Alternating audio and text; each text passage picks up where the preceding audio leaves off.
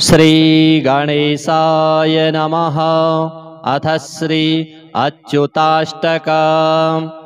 अच्युतं केशवं रामनारायणं कृष्णदामोदरं वासुदेवं हरिं श्रीधरं माधवं गोपिकावल्लभं जानकीनायकं रामचन्द्रं भजे। अच्युतं केशवं सत्यभामाधवं माधवं श्रीधरं राधिकाराधितम् इन्दिरामन्दिरं चेतसा सुन्दरं देवकीनन्दनं नन्दनं सन्दधे। विष्णवे जिष्णवे शङ्खिने चक्रिणे रुक्मिणी रागिणे जानकी जानये। वल्लवी वल्लभायार्चितायात्मने कंसविध्वंसिने वंशिने ते नमः। कृष्ण गोविन्द हे राम नारायण श्रीपते वासुदेवाजित श्रीनिधे। अच्युतानन्त हे माधवाधोक्षज द्वारकानायक द्रौपदी रक्षक। राक्षसशोभितः सीतया शोभितो दण्डकारण्यभूपुण्यताकारणः।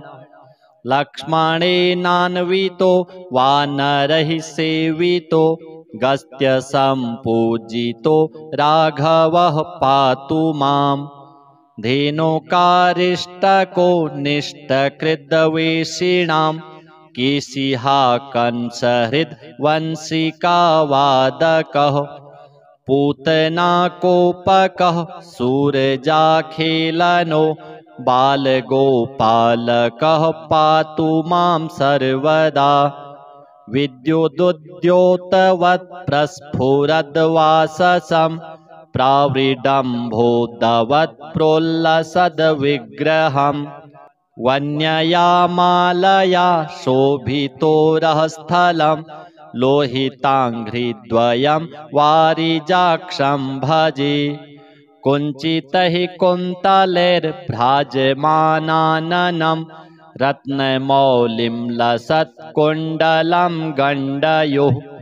हारकेयूरकं कङ्कणप्रोज्ज्वलं किङ्किणीमञ्जुलं श्यामलं तं भजे। अच्युतस्याष्टकं यः पठेतिष्टदं प्रेमतः प्रत्यहं पुरुषः संस्पृहम्। वृत्ततः सुन्दरं कर्तृविश्वम्भरस्तस्य वश्यो हरिर्जायते सत्वरम्।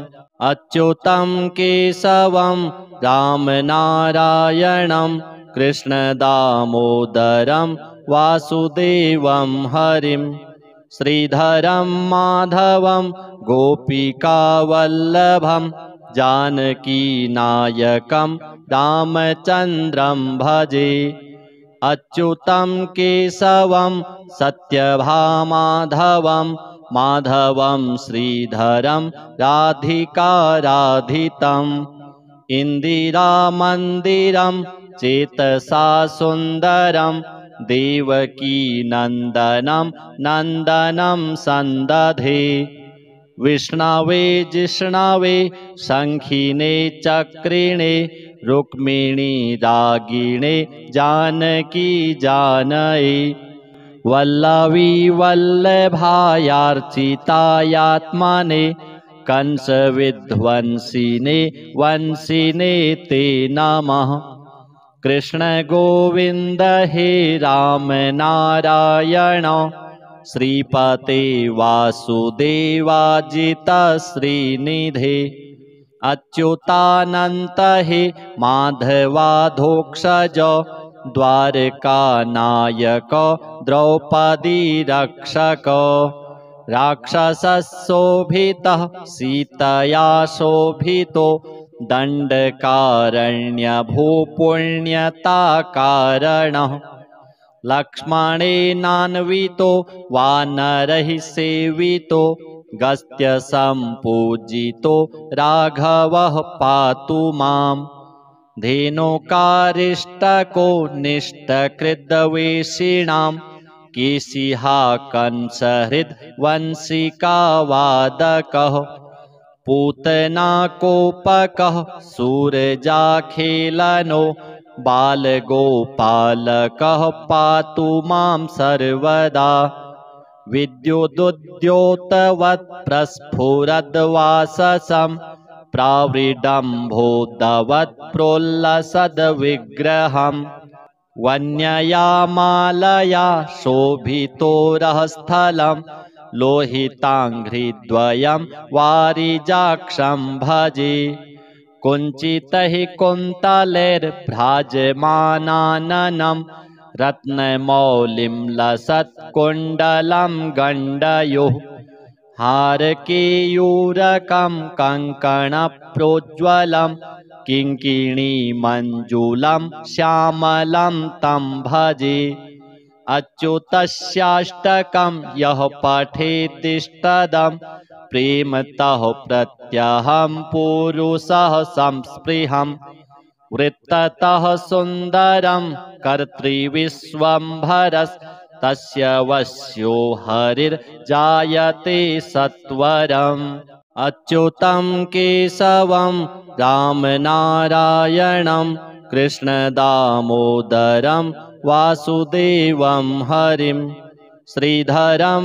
माधवं गोपिकावल्लभं जानकीनायकं रामचन्द्रं भजे अच्युतं केशवं सत्यभामाधवं माधवं श्रीधरं राधिकाराधितम्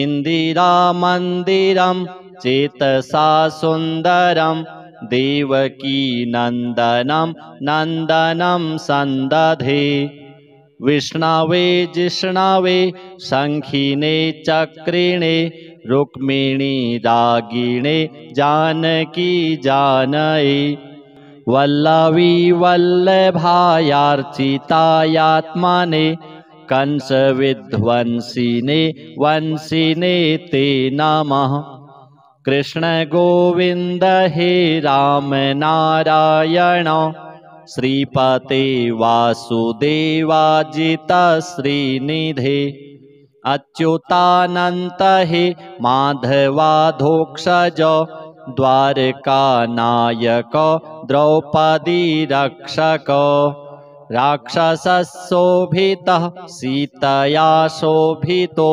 दण्डकारण्यभूपुण्यताकारणः लक्ष्मणेनान्वितो वानरैः सेवितो गस्त्य सम्पूजितो राघवः पातु माम् धेनुकारिष्टको निष्टकृद्वेषिणां केशिहा कंसहृद्वंशिकावादकः पूतनाकोपकः सूरजाखेलनो बालगोपालकः पातु मां सर्वदा विद्युदुद्योतवत् प्रस्फुरद्वाससं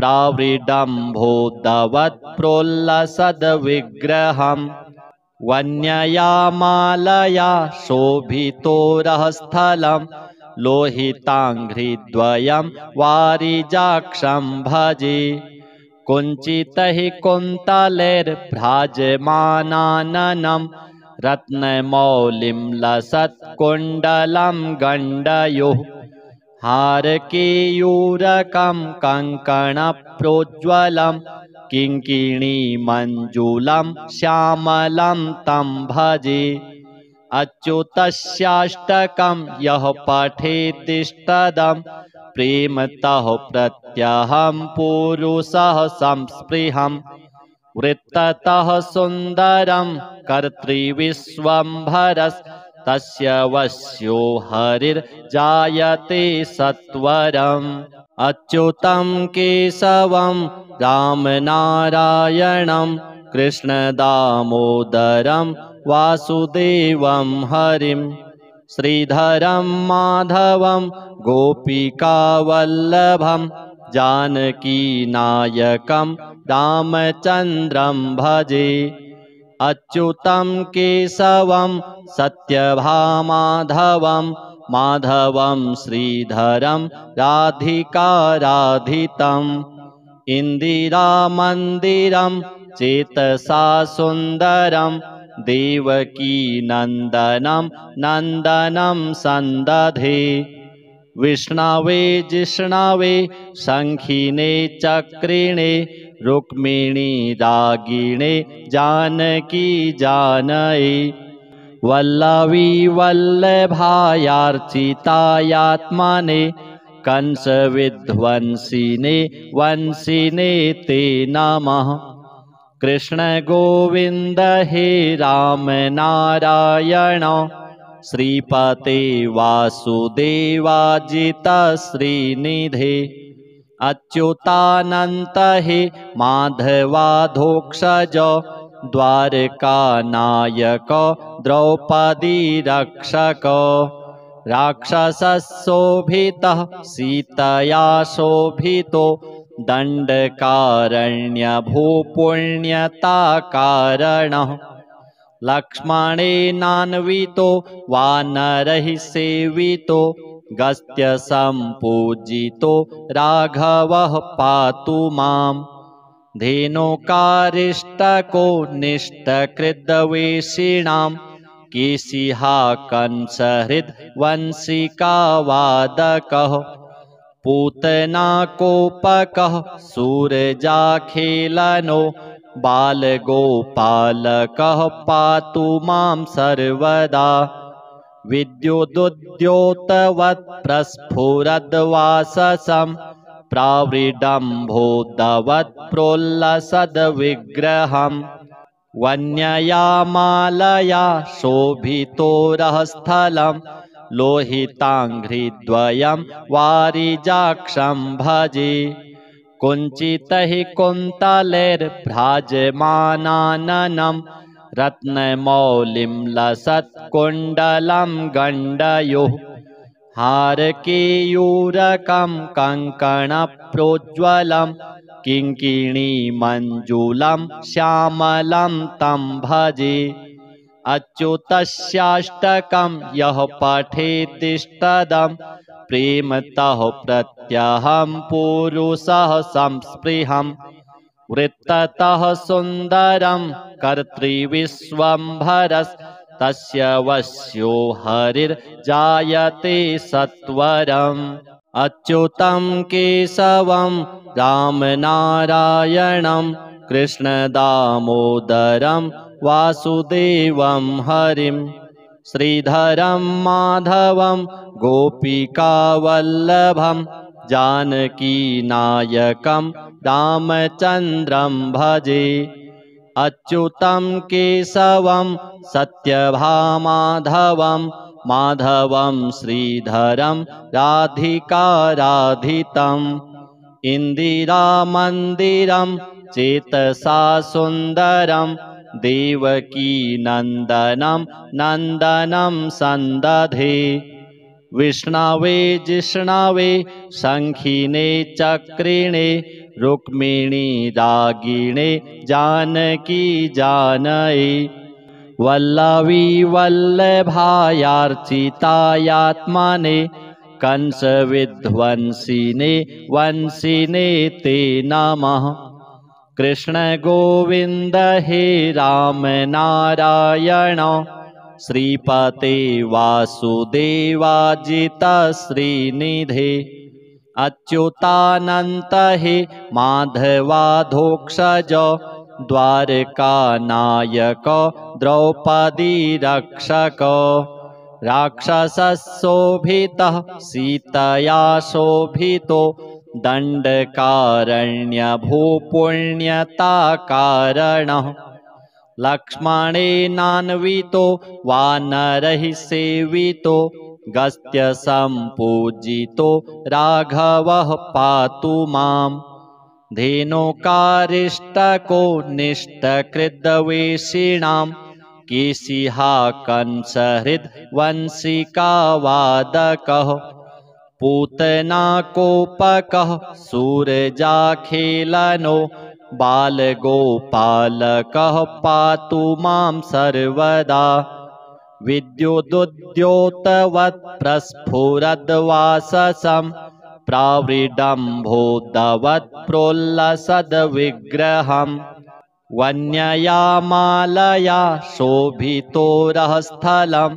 लोहिताङ्घ्रिद्वयं वारिजाक्षं भजे कुञ्चितैः कुन्तलैर्भ्राजमानाननं रत्नमौलिं लसत्कुण्डलं गण्डयोः हारकेयूरकं कङ्कणप्रोज्ज्वलं किङ्किणीमञ्जुलं श्यामलं तं भजे अच्युतस्याष्टकं यः पठेतिष्टदं प्रेमतः प्रत्यहं पुरुषः संस्पृहं वृत्ततः सुन्दरं कर्तृविश्वम्भरस्तस्य वश्यो हरिर्जायते सत्वरम् अच्युतं केशवं रामनारायणं कृष्णदामोदरं वासुदेवं हरिं श्रीधरं माधवं गोपिकावल्लभं जानकीनायकं रामचन्द्रं भजे अच्युतं केशवं सत्यभामाधवं माधवं श्रीधरं राधिकाराधितम्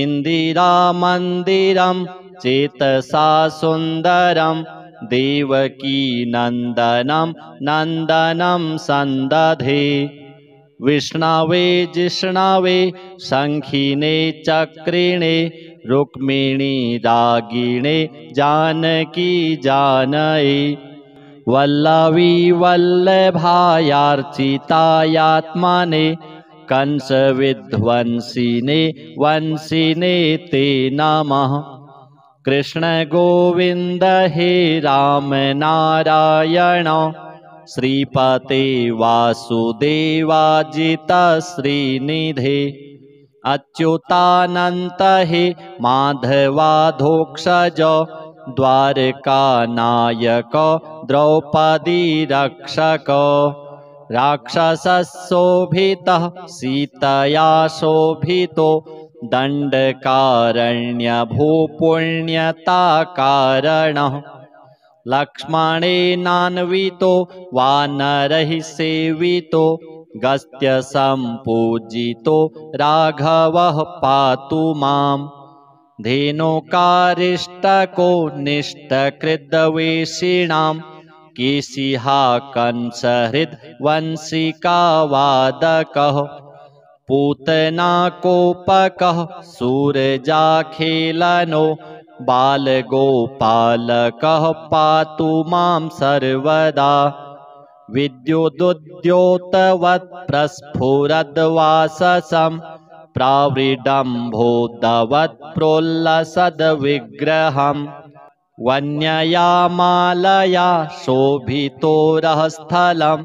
लोहिताङ्घ्रिद्वयं वारिजाक्षं भजे कुञ्चितैः कुन्तलैर्भ्राजमानाननं रत्नमौलिं लसत्कुण्डलं गण्डयोः हारकेयूरकं कङ्कणप्रोज्ज्वलं किङ्किणीमञ्जुलं श्यामलं तं भजे अच्युतस्याष्टकं यः पठेतिष्टदं प्रेमतः प्रत्यहं पुरुषः संस्पृहं वृत्ततः सुन्दरं कर्तृविश्वम्भरस्तस्य वश्यो हरिर्जायते सत्वरम् अच्युतं केशवं रामनारायणं कृष्णदामोदरं वासुदेवं हरिं श्रीधरं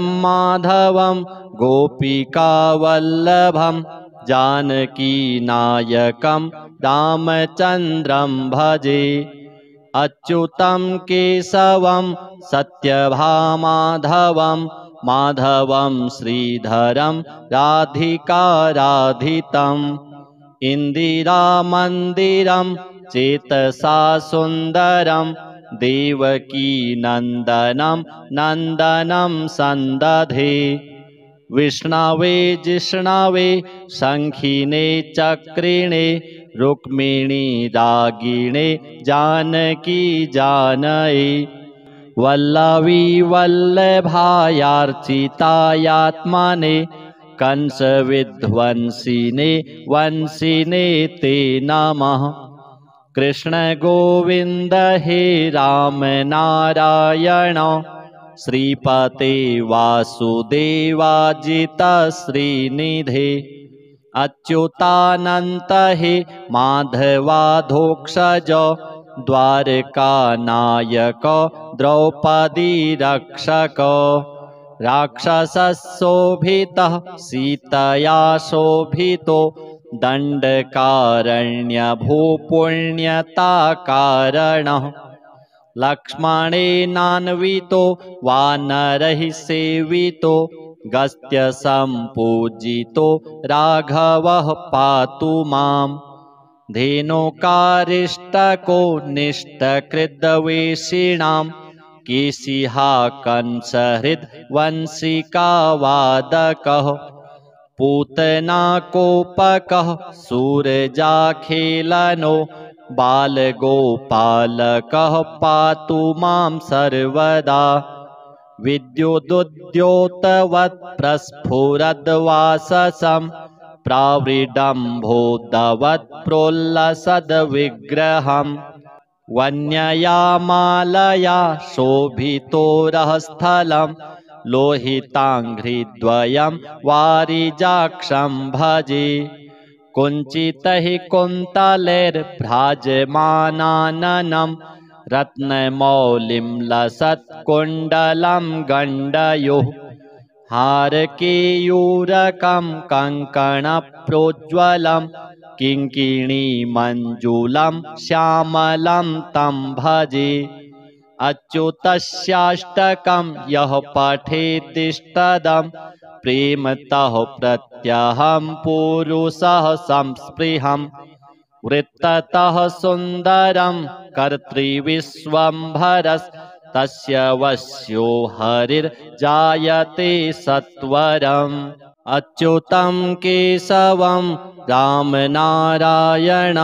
कृष्णदामोदरं वासुदेवं हरिं श्रीधरं माधवं गोपिकावल्लभं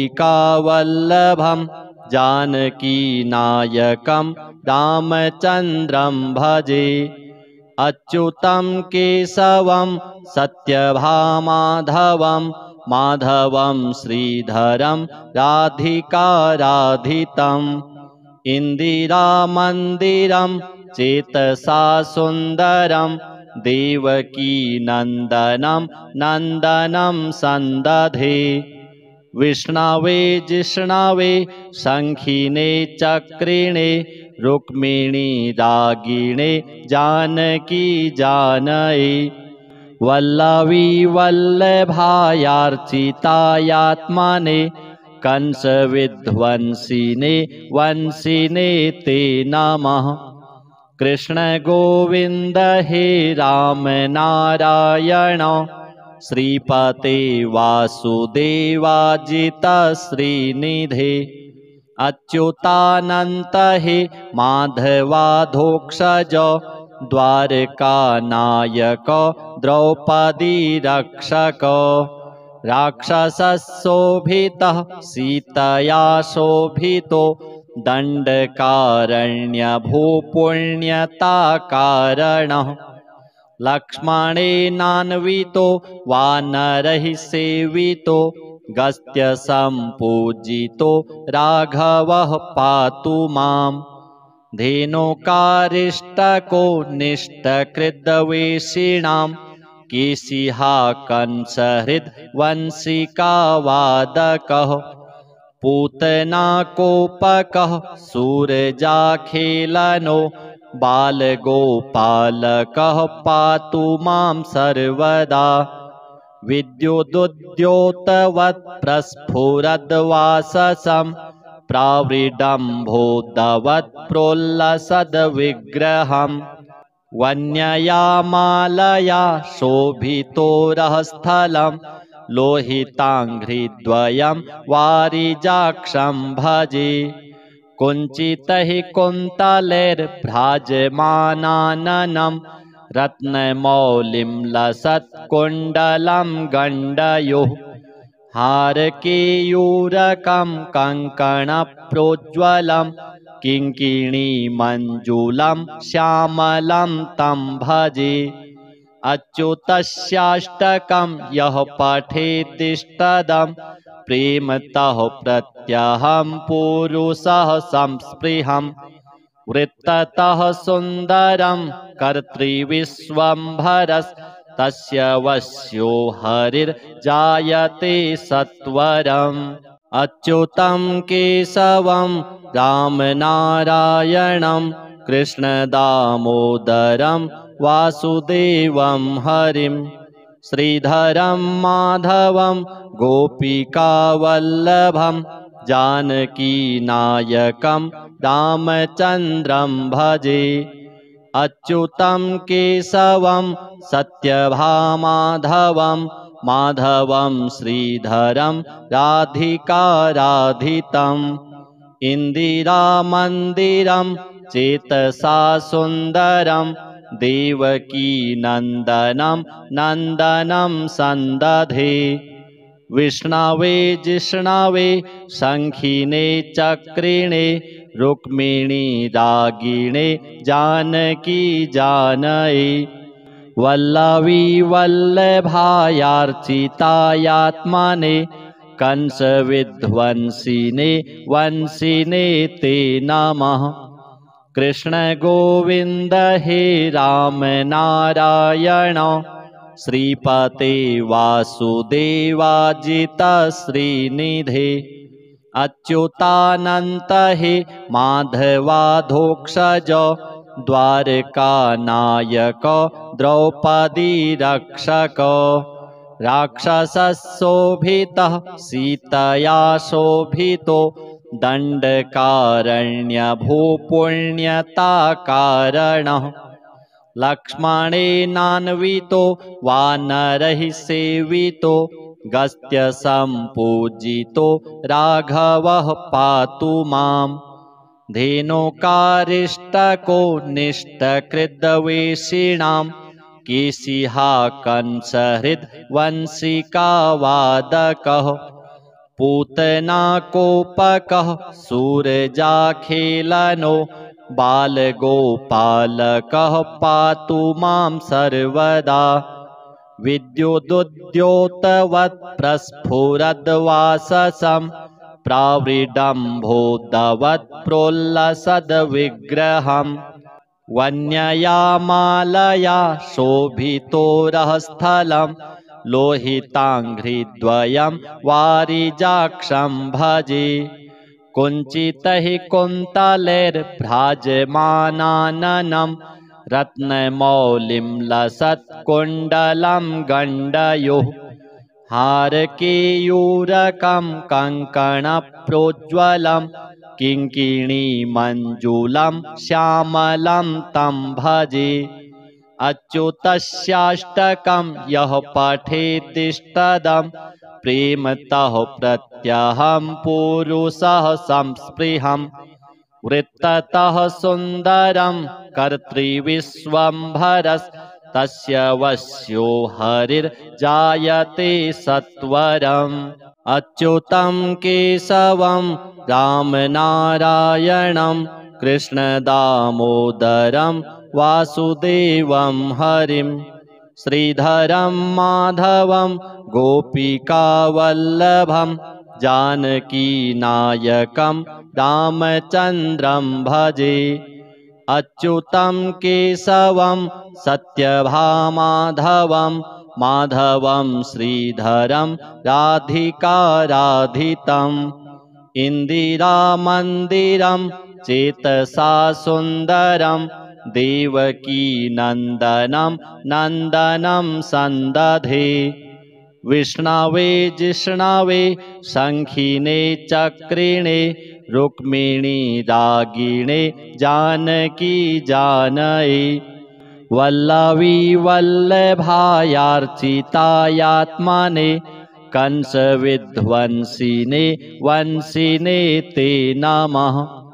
कृष्ण गोविंद हे राम नारायण श्रीपते वासुदेवाजित श्रीनिधे अच्युतानंत हे माधवाधोक्षज द्वारकानायक द्रौपदी रक्षक राक्षसशोभितः सीतया शोभितो दण्डकारण्यभूपुण्यताकारणः लक्ष्मणेनान्वितो वानरैः सेवितो गस्त्यसम्पूजितो राघवः पातु माम् धेनुकारिष्टको निष्टकृद्वेषिणां केशिहा कंसहृद्वंशिकावादकः पूतनाकोपकः सूरजाखेलनो बालगोपालकः पातु मां सर्वदा विद्युदुद्योतवत् प्रस्फुरद्वाससं प्रावृडम्भोदवत् प्रोल्लसद्विग्रहम् वन्यया मालया शोभितोरःस्थलं